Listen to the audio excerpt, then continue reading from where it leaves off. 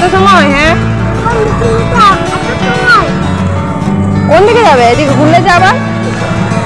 আমার থালা বাসন রাজদীপ ধুচ্ছে। তাহলে কি একটা কথা আছে না? কি একটা কথা আছে গো? সেই মিলেমিশে করো সংসার। মিলেমিশে করো সংসার।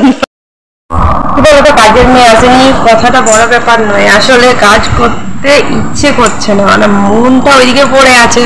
তাহলে মনটা ওইদিকে পড়ে থাকলে কি বলতো, কোনো কাজেই আর কি মন বসে না। তার জন্য মানে কাজের মেয়ে এলে একটা সুবিধা হতো, সব কাজগুলো মোটামুটি হয়ে যেত। কিন্তু যেহেতু আসেনি, সেহেতু মোটামুটি সব কাজটি আমাকেই করতে হবে। তার রাজদীপ অনেকটাই হেল্প করছে। তো থালা বাসন কাপড় কাচা সব বাকি রয়েছে।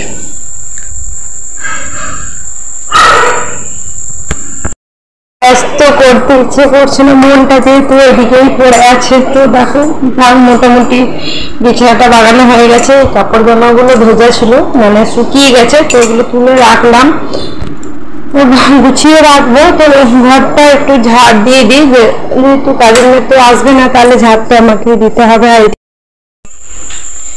যে রান্নার গ্যাস পরিষ্কার করতে আছে, এই যে এদিকে অনেকটাই থালা বাসন জমে গেছে। যদি আগের থেকে জানতাম যে ও আসবে না, তাহলে হয়তো এতগুলো বাসন হতো না। এদিকে এই ঘরটাও পরিষ্কার করতে আছে, মানে কোনটা দিয়ে শুরু করবো? যেদিন কাজ করতে ইচ্ছে করে না, সেই দিন বেশি কাজ হয়ে যায়। এতগুলো কাপড় কাচতে আছে, তো এগুলো যেগুলো ভেজানো নেই সেগুলো কাচবো না, আর এই যে যেগুলো ভেজানো আছে কাচবো। আর আরেকটা জিনিস দেখাচ্ছি, দেখো তজুর, এই যে তার মধ্যে এই একটা মাছ মরে গেছে, আর আরেকটা মাছ কোথায়? দুটো বাকি, দুটো মাগুর মাছ রয়েছে। এটা কালকে ও এনেছিল মাছগুলো কিনে, তো এগুলো ওই স্কুল থেকে আসার আগে এগুলো কিছু ব্যবস্থা করতে হবে, নাহলে সারাদিন ধরে জল ঘাটবে।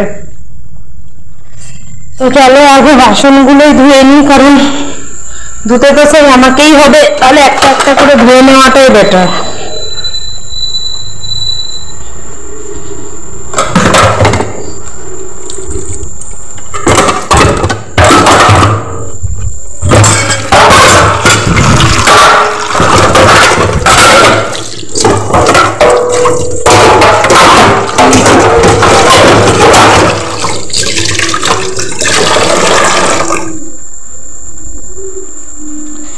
অন্য সময় কি হয় বলতো, যে কাজ করতে প্রবলেম হয় না, ঠিক আছে, কাজ তো কিছু সেরকম মানে তাড়াতাড়ির মধ্যে হয়ে যাবে।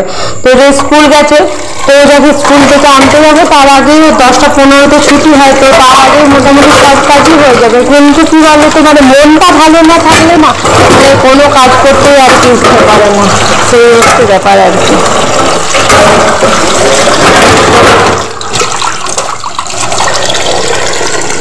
এগুলো আগে ধুয়ে নিই, তারপরে এদিকে গুলো, কারণ এতটা বেসিনটাই জায়গা হবে না রাখার জন্য।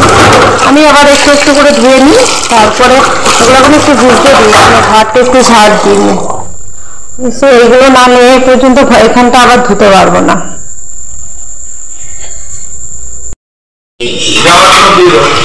এদিকে আমার থালা বাসন রাজদীপ ধুচ্ছে। তাও ভালো, একটা হেল্প হয়ে গেল। আমি চিন্তা করছিলাম আমি কি করে কাজ করব, কি করে কাজ করব।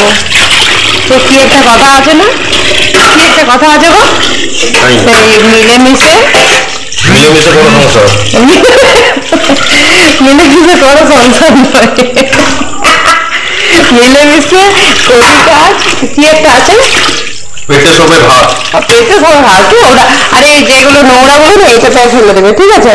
আর এটা আরো বাসন রয়েছে, ঠিক আছে, এখানে ওই যে বাড়ি যাইনি না, ওই বাসনগুলো আমি ধুয়ে দিয়েছিলাম, তুমি এবার চলে এলে ওই বাসনগুলো তুমি ধোয়া, এইগুলো বুঝতে পারলে, ওইগুলো ধুয়ে পরে এগুলো ভিজতে দিয়ে দাও, আমি তাহলে ঘরটা ঝাড় দিয়ে দিচ্ছি।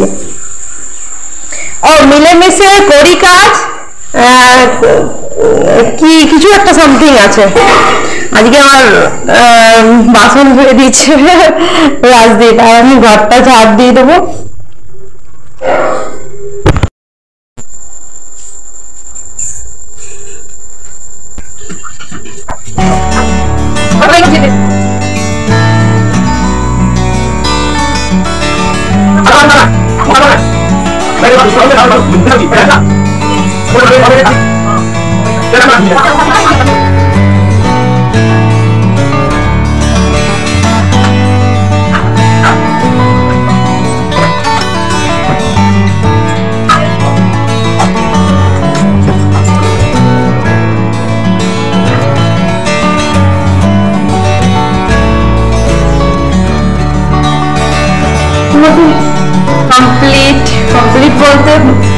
সমস্ত কাজগুলো হয়ে গেছে, ঘর ঝাড় দিয়া, আর ঘরটা শুধু এই ঘরটাই মুছে দিলাম, বারান্দাটা আর ওই বাকি দুটো ঘর আর মুছবো না, এই ঘরটাকে খাওয়া দাওয়া হয় আর হয়, তার জন্য এই ঘরটা মুছে দিলাম। ওকে একদিন ঘর না মুছলেও কিছু প্রবলেম নেই, আর পাচ্ছি না, আমি ঠকে গেলাম। তাও বাসনগুলো রাজদীপ ধুয়ে দিল।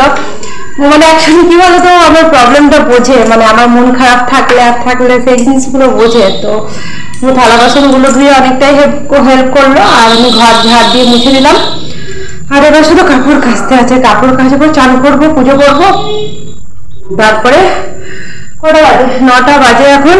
তো 10টার সময় তোজোকে আনতে যাবো, 10টা 15-তে ছুটি, তো 15 মিনিট আগেই যাবো আর কি। তারপরে এসে পরে যা করার করবো, আর তোজোর খাবারটা রেডি করে দিয়ে যাবো। সকালে আজকে সেরকম কিছু খেয়ে যায়নি, আর টিফিনেও ওকে আজকে জাস্ট কলা দিয়েছি আর একটা চকোপাই কেক দিয়েছি। বলো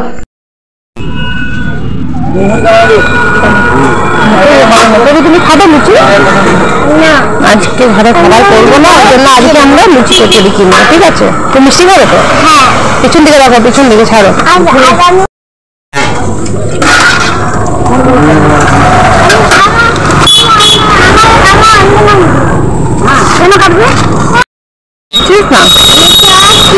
পাপা ওই যে মিষ্টি আনতে গেছে, আমরা রুটি নিলাম, পাপা মিষ্টি আনবে, আমরা মিষ্টি আর কচুরি খাবো। মিষ্টি দিতে এত সময়? হ্যাঁ, কোন দিকে যাবে? এদিকে ঘুরলে যাবে। চল চাপ।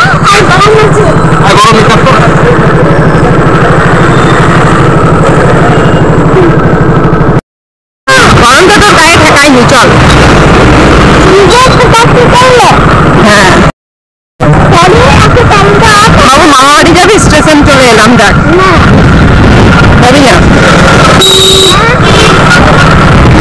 ওরা নতুন করে করছি স্টেশনটা, না? হ্যাঁ, বাবু আবার বলছে হ্যাঁ।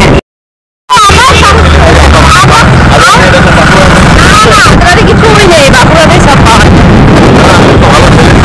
হ্যাঁ, এত ভালো ছেলে তো, দেখো